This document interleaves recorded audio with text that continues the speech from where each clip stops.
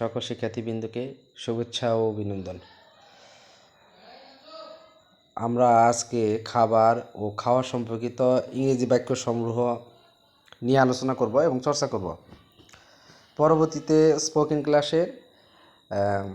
Spoken English ক্লাসের 9 থেকে 10 ঘন্টা আপলোড করব এই চ্যানেলে। দীর্ঘদিন বন্ধ থাকার কারণে দিতে পারিনি বা সময় ছিল না, এই কারণেই দেওয়া হয় নাই। এখন থেকে দেওয়ার পরিকল্পনা আছে। তো আজকে আমরা ইংরেজি খাবার ও খাওয়ার সম্পর্কিত বাক্য সংগ্রহ নিয়ে একটু আলোচনা করব। তোমরা আমার সাথে পড়তে পারো। যেমন আই এম হাংরি, আমি ক্ষুধার্ত। আই এম থার্স্টি, আমি তৃষ্ণার্ত। লেটস ইট, চলো খাই।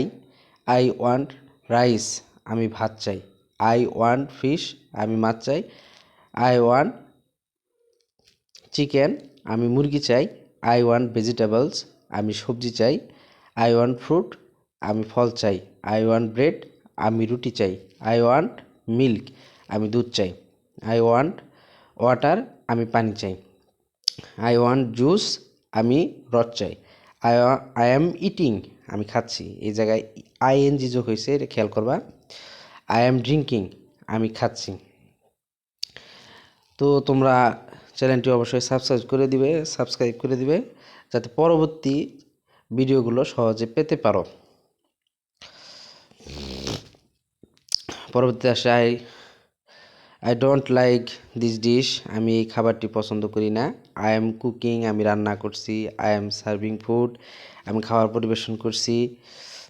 প্লিজ পাস দ্য সল্ট, দয়া করে লবণটা দিয়ে দাও।